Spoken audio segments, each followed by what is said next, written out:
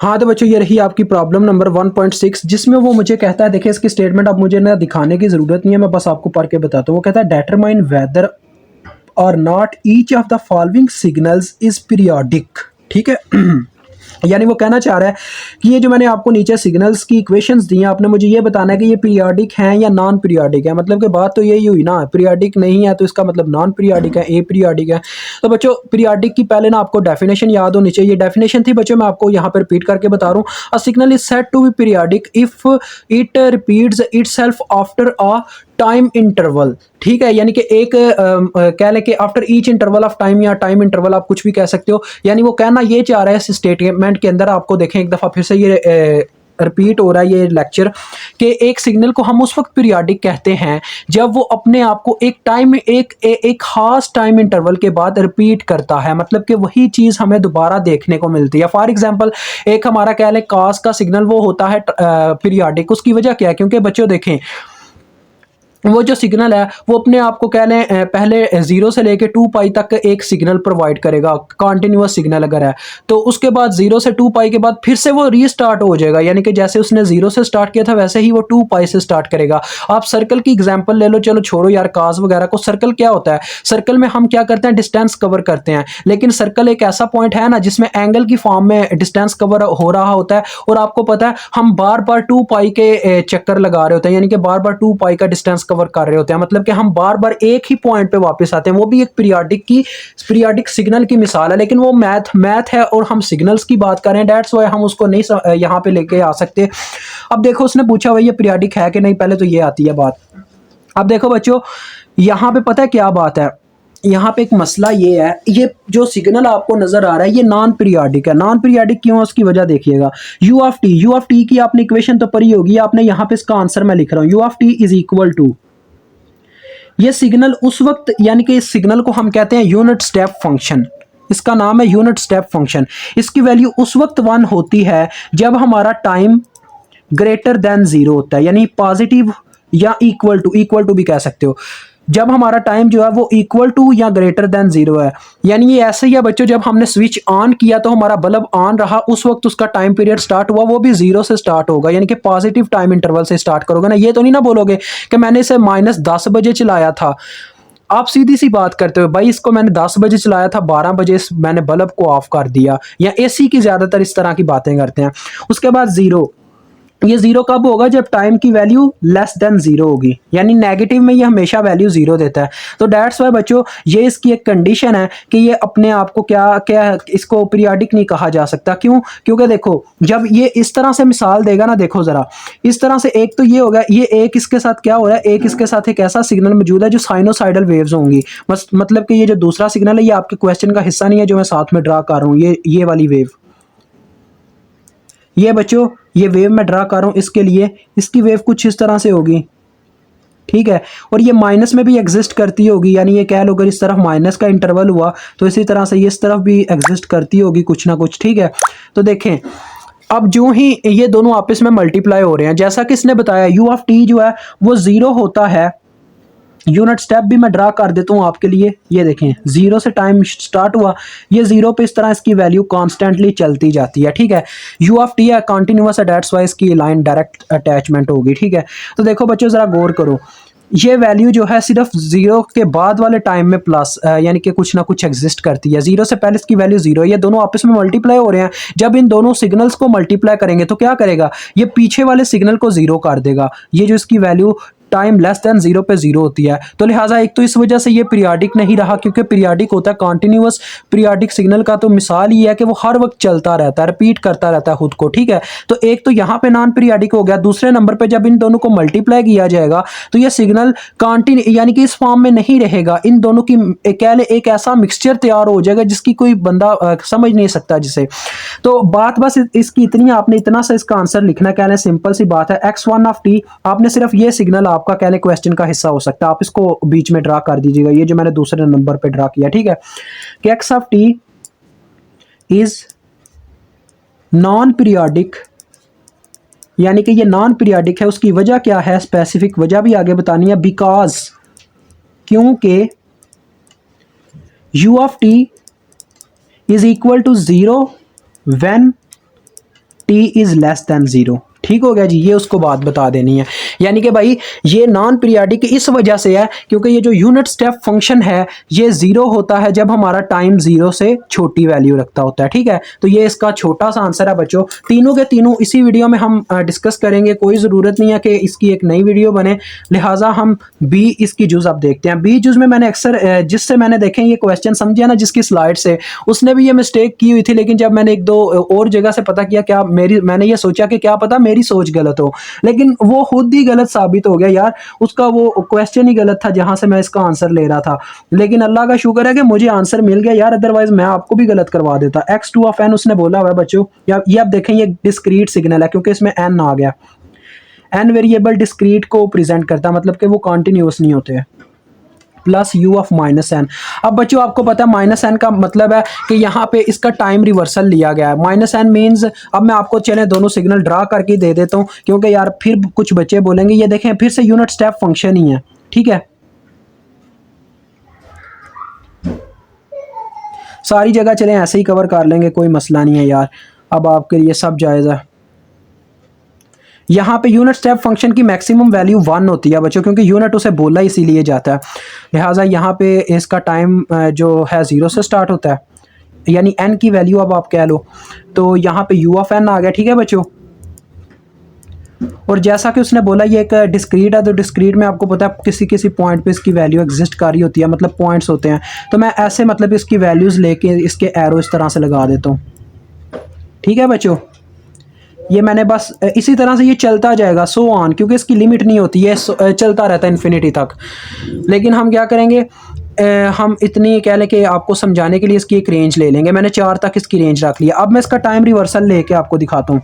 देखिए इसका time reversal क्या होगा बच्चों, यहाँ पे ड्रा कर रहा हूँ टाइम रिवर्सल इसका, क्योंकि उसने बोला है माइनस एन। माइनस एन को जब हम देखें बच्चों एन नॉट की इक्वल रखेंगे तो क्या इफेक्ट पड़ेगा एन नॉट पे, n is equal to minus n naught हो जाएगा। ये नीचे जो वैल्यूज होती हैं असल में ये होती हैं एन नॉट की वैल्यूज, हम इन्हें एन नॉट की वैल्यूज कहते हैं बिकॉज ये होती हैं फंडामेंटल वैल्यूज, डेट्स वजह से एन नॉट से प्रेजेंट किया जाता है। जो फर्क पड़ता है वो एन नॉट पे जब पड़ता है वो इन पे पड़ जाता है। तो देखें ये क्या होगा बच्चों, ये जो सिग्नल आगे पॉजिटिव की तरफ था अब ये नेगेटिव की तरफ शिफ्ट हो जाएगा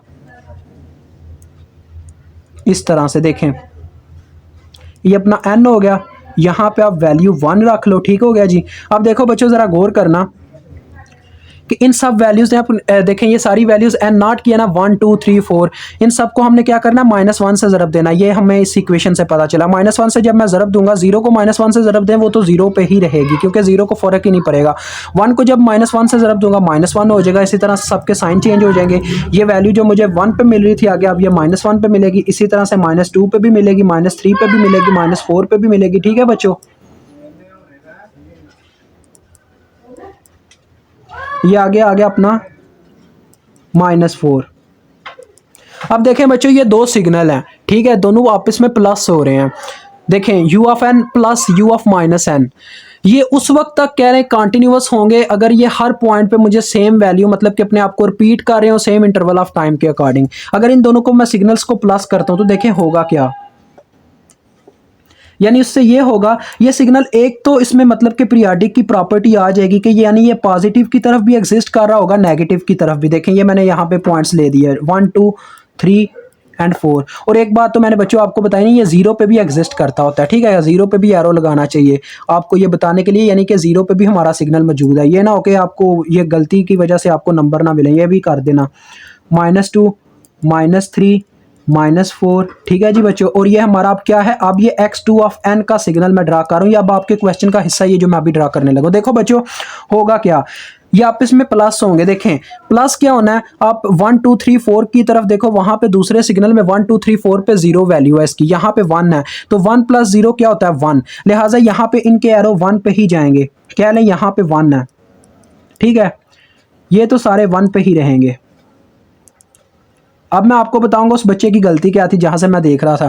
अब देखें, अब -1 की तरफ देखूं तो इसके -1 -2 -3 -4 पे सिग्नल एग्जिस्ट ही नहीं करता, 0 वैल्यू है, और उसकी एग्जिस्ट करती है 1 है, यानी कि 1 + 0 फिर से 1 ही आ जाएगी, यहां पे भी वैल्यू इसी तरह से ही रहेगी। अब मुझे पता है अक्सर बच्चों ने कहना सर ये तो पीरियाडिक हो गया इस तरह से, यानी कि दोनों तरफ एग्जिस्ट कर रहा है और देखें ये एक लम्हे के बाद खुद को रिपीट कर रहा है।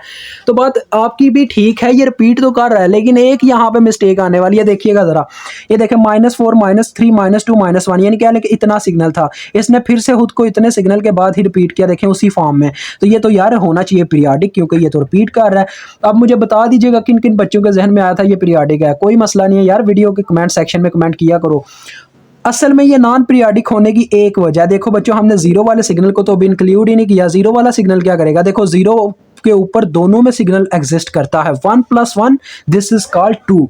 ये सिग्नल चला जाएगा 2 पे, और इस चीज ने ही इसे नॉन पीरियाडिक बनाया। क्योंकि देखो इसमें क्या है, एक ऐसा पॉइंट बीच में आ गया है जिसको एकदम से इसकी वैल्यू 2 कर रहा है, और फिर से ये क्या कर रहा है, फिर से 1, यानी ये सिग्नल उसी तरतीब से रिपीट नहीं हो पा रहा। अब देखो यहाँ पे तो ये 2 हो गया, आगे तो जीरो वाला कोई पॉइंट नहीं आएगा, यानी कि हो सकता है अगर रिपीट होता, लेकिन देखो रिपीट नहीं होगा। उसकी रिपीट ना होने की वजह ये है, देखो क्योंकि आगे कोई ऐसा पॉइंट जीरो वाला नहीं आएगा जहां पे ये दोनों सिग्नल आपस में मिलके एक यूनिट स्टेप फंक्शन जो है 2 value they they. That's why ये नॉन पीरियाडिक है बच्चों, ठीक है। That's why this signal is non periodic. आपने इसी तरह से लिख देना x2 of t is non periodic, बस इतना लिखना, क्योंकि जो आपने ये स्टेटमेंट यहाँ पे लिखी थी ना, उसका आंसर उसको ये शेप दे के, अब शेप देख के मिल जाएगा, ग्राफिकली मिल जाएगा। तो जो तीसरी इसका कह लें कि क्वेश्चन है, वो हम नेक्स्ट पेज पे करते हैं। हाँ तो बच्चों अब देखो ये रही आपकी सी जूस थोड़ी क्रिटिकल लगेगी आपको, लेकिन इतनी मुश्किल नहीं है, काफ़ी इजी है। तो देखें बच्चों उसने क्या किया, जिसमें ले लिया x3 पॉइंट बताया, और ये कहता है ये पीरियोडिक है कि नहीं। अब हमने इसको भी जस्टिफाई करना है कि एक ही अब इतनी ज़्यादा वैल्यूज़ है, हम इसको कैसे जस्टिफाई कर पाएंगे, कुछ ये भी क्वेश्चन आता है। तो बच्चों आपने पता क्या करना है कि एक ही ज़्यादा से ज़्यादा 4 वैल्यूज़ कोई भी ले लें, लेकिन ले एक तरतीब से। तो मैं के की वैल्यूज़ बच्चों ले लेता हूँ यहाँ पे -2 -1, और उसके बाद कह लो चलो 0 भी ले लेते हैं और 1 भी ले लेते हैं, ठीक है। ये मैंने इसकी 4 वैल्यूज़ ले ली हैं। इन 4 वैल्यूज़ को पुट करके ना अपने सिग्नल्स पे मेंशन करना। देखें यहाँ पे मैं सिग्नल की ना वो ड्रा कर देता हूँ, क्या नाम है, एक्सिस ड्रा कर देता हूँ। तो ये देखें बच्चों मैंने एक्सिस ड्रा कर दिया। यहाँ पे हम क्या देते हैं अपना n, और यहाँ पे आ जाएगा x3 ऑफ n, ठीक है बच्चों। अब देखें सबसे पहले हम क्या करते हैं बच्चों, ज़रा गौर से देखिएगा। हम पुट करते हैं -2 पुट करके देखते हैं क्या आता है हमारे पास, ठीक है। तो बच्चों देखो पहले हम पुट करते हैं -2। देखें यहाँ पे जब हम -2 पुट करेंगे, के की जगह पुट होना है, क्योंकि के का सिग्मा उसने बताया हुआ। देखें यहाँ पे जब -2 पुट हुआ के की जगह, तो ये आ जाएगा -4 × -2। -4 × -2 बच्चों कितना होता है, +8, n +8 आ गया। यानी कि ये डेल्टा, ये जो आ रहा है आपके पास डेल्टा, इसे डेल ही बोलते हैं। तो डेल्टा आ गया n +8 बच्चों क्या बनता है, देखो जरा, n +8 is equal to n0, sorry हमने रखना होता है। तो ये बन जाएगा n is equal to n0 -8। n0 -8, ये आपने ये नहीं सोचना बच्चों के क्या करना है, इसको बस सीधी सी ये बात ये हमें बताना चाह रहा है कि ये -8 पे ड्रा होगा, हमें ये चीज़ ये बता रहा है, ठीक है। अब आपने ये नहीं, क्योंकि यहाँ पे n0 की कोई वैल्यूज़ नहीं बताई गई जहाँ पे आप टाइम शिफ्टिंग करो। ये टाइम शिफ्टिंग के लिए नहीं, ये आपका रफ अमल है, ये जो मैं अभी बता रहा हूँ, ये अब आपके क्वेश्चन का हिस्सा नहीं है। ये जो आपका डेल आया ना, इसको आपने -8 पे ड्रा करना है, ये वो कह रहा है। तो यहाँ पे आप -8 ले लो, और इसकी वैल्यू तो हमें कोई पता शता नहीं है। वैसे डेल्टा की 1 नहीं होती है ज़्यादातर, आपको पता ही है। ये जो डेल है ये असल में होता वो है, क्या नाम अपना यूनिट, एक होता है इम्पल्स फंक्शन। जी बच्चों ये यूनिट इम्पल्स फंक्शन की मिसाल है, तो लिहाजा ये यूनिट इम्पल्स के लिए हम 1 यहाँ पे मेंशन कर देते हैं। तो ये आ गया -8 पे 1, ठीक है बच्चों। ये आगे यूनिट इम्पल्स का झटका -8 पे। अब देखें आगे देखते हैं यहाँ पे क्या बनेगा, वो भी हम सिग्नल आगे ड्रा करेंगे। देखें बच्चों क्या आएगा, n -1 × -4, जो k की वैल्यू आपने रखी हुई है वही पुट करोगे। यहाँ पे भी देखो क्या आ जाएगा, -4 × -2, ये भी +8 आया, लेकिन +8 -1, ये हो गया n -7, सॉरी n +7, ये आ गया इस तरह से। देखें n -1, और जब -4 × -2 पुट किया तो मेरे पास आ गया +8, तो ये आ गया हमारे पास n +7। इसको जब मैं आपको पता है n0 के इक्वल रखूंगा तो क्या आ जाएगा, n0 -7, यानी ये सिग्नल -7 पे ड्रा होगा। तो ये सिग्नल आ गया -7 पे। लेकिन इसको बच्चों हम कहाँ पे ड्रा करेंगे, माइनस वाली साइड पे, यानी कि ये डाउनवर्ड जाएगा। डाउनवर्ड क्यों जाएगा देखें ज़रा, ये आ जाएगा -1, यहाँ पे हम -1 रख लेते हैं। ये डाउनवर्ड इस वजह से जा रहा है क्योंकि बच्चों देखो इस सेंटर में माइनस था, तो ये सिग्नल इसमें से माइनस हो रहा था, इसी माइनस को हम ऑब्जॉर्व करके ये जो इसकी मैग्नीट्यूड या एम्पलीट्यूड आप इसको कहते हो, ये जो +1 था इसके साथ -1 मल्टीप्लाई होकर क्या बना देगा, इसको -1 बना देगा। डैट्स वाई ये डाउनवर्ड जाएगा इसका एरो, ठीक है। ये आ गया हमारे पास फर्स्ट सिग्नल। अब आगे देखते हैं दूसरी वैल्यू पुट करके। अब मैं -1 पुट करता हूँ। तो बच्चों अब हम क्या करते हैं, -1 पुट करके देखते हैं। तो देखें जब मैं -1 पुट करूंगा इस k की जगह तो क्या आ जाएगा, n+5। कैसे देखें, सॉरी n+5 नहीं आएगा, वो n+4 आ जाएगा। देखें जब -1 यहाँ पे पुट हुआ तो ये -4 -1 से ज़रब होके n+4 हो गया, यानी कि n+4। और n+4 आपको पता है कहाँ पे ड्रा होगा, -4 पे, क्योंकि जब हम उसको n0 के इक्वल रखेंगे n+4, देखें इसी तरह से n+4 is equal to n0 रखेंगे तो ये आ जाएगा n is equal to n0 -4, यानी ये सिग्नल -4 पे ड्रा होने वाला है। तो देखते हैं आप क्या बनता है। ये देखें -6 -5 ये हो गया -4 पे आके ड्रा, और ये पॉजिटिव वाला सिग्नल है, इसने तो अपवर्ड जाना है। अब यहाँ पे भी जब -1 पुट होगा तो क्या होगा बच्चों, ये भी +4 होगा, लेकिन +4 -1 ये बन जाएगा n-3, यानी इस तरह से आ जाएगा n-1। और यहाँ पे जब -1 पुट हुआ तो ये +4 बन गया, +4, तो ये आ गया n+3। तो देखें बच्चों ये क्या आ जाएगा, -3 पे इस सिग्नल को हम ड्रा करेंगे, तो ये आ गया -3 पे। लेकिन ये सिग्नल क्या होगा जी, ये भी जाएगा डाउनवर्ड, बिकॉज सेंटर में माइनस है। अब 0 पुट करके देखते हैं। देखें बच्चों जब यहाँ पे हम 0 पुट करेंगे तो ये एग्जैक्ट n ही आ जाएगा, और n का क्या मतलब है, यानी ये 0 पे ड्रा होगा, तो 0 पे यानी ये इस तरह से अपवर्ड जाएगा। और सेंटर में देखें यहाँ पे कितने पॉइंट्स छूटे, -2 -1, इतने सेकंड छूट गए। ठीक हो गया जी। अब ये एक सिग्नल ऊपर की तरफ, यहाँ पे जब 0 पुट हुआ तो पीछे रह गया सिर्फ n-1, यानी कि ये +1 पे होगा, क्योंकि जब n-1 को हम n0 के इक्वल रखेंगे तो हमारे पास आ जाएगा n is equal to n0+1, यानी कि ये +1 पे अब होगा। लेकिन +1 पे तो होगा, लेकिन ये डाउनवर्ड जाएगा, बिकॉज सेंटर में माइनस है, ये वाला सेंटर वाला। ठीक है बच्चों, ये डाउनवर्ड जाएगा। इसी तरह से अब एक वैल्यू रह गई, 1 हमने पुट करनी है। देखें बच्चों अब यहाँ पे मैं 1 पुट करूंगा तो ये सिग्नल कहाँ पे ड्रा होगा, ये आ जाएगा n-4, क्योंकि n-4 इंटू 1 यानी कि n-4 ही आना है। n-4 को जब आप n0 के इक्वल रखोगे तो ये आ जाएगा n is equal to n0+4, यानी कि अब इसने +4 पे ड्रा होना है। तो ये देखें 2 3 एंड दिस इज 4, तो ये आ जाएगा इस तरह से ऊपर की तरफ। और एक रह गया दूसरा पॉइंट इसका, ये देखें इसमें जब मैं +1 पुट करूंगा तो ये आ जाएगा -4 -1 बच्चों क्या हो गया, -5, यानी कि ये आ जाएगा n-5 is equal to n0। जब इसको रखेंगे तो ये 5 पे ड्रा होगा, n0+5 हो जाएगा। तो ये लेकिन जाएगा डाउनवर्ड जाने की वजह मैंने आपको बार बार बता दिया, अब मुझे बताने की ज़रूरत नहीं है, क्योंकि ये सेंटर में माइनस होने की वजह से इसके +1 को -1 कर देता है। अब देखें बच्चों, अब हमने ये चीज़ तय करनी है क्या ये पीरियाडिक है। पीरियाडिक की आपको मैंने कंडीशन बता दी हुई है कि अगर एक चीज़ अपने आप को एक टाइम के अकॉर्डिंग रिपीट कर रही है और वो चलती जा रही है तो लिहाजा वो क्या है जी, वो पीरियाडिक है। अब ये चलती तो जाएगी क्योंकि -∞ से लेके +∞, आपको समझ तो आ गई, इसकी रेंज इनफाइनाइट है। तो ये देखें क्या कर रही है ये देखें बच्चों, पहला इसका जो सिग्नल होता है वो +1 होता है, दूसरा सिग्नल इसका -1 होता है। फिर ये कुछ 2 सेकंड के लिए 0 होती है, फिर तीसरे सेकंड की जब बारी आती है, तीसरे सेकंड पे फिर से +1 पहले आता है, फिर -1 आता है, फिर से 2 सेकंड के लिए 0 होती है। देखें ये हर 2 सेकंड बाद यही काम हो रहा है, एक दफ़ा +1 का झटका लग रहा है, एक दफ़ा -1 का झटका लग रहा है, यानी कि ये अपने आप को रिपीट कर रही है। That's why this signal is periodic. अब आपने लिख देना x3 of n is periodic. तो बच्चों मुझे उम्मीद है आपको इस पूरे क्वेश्चन की समझ आ गई होगी काफ़ी अच्छे तरीके से। तो भी मुझे इजाज़त दे दें। अल्लाह हाफिज़, अस्सलाम वालेकुम।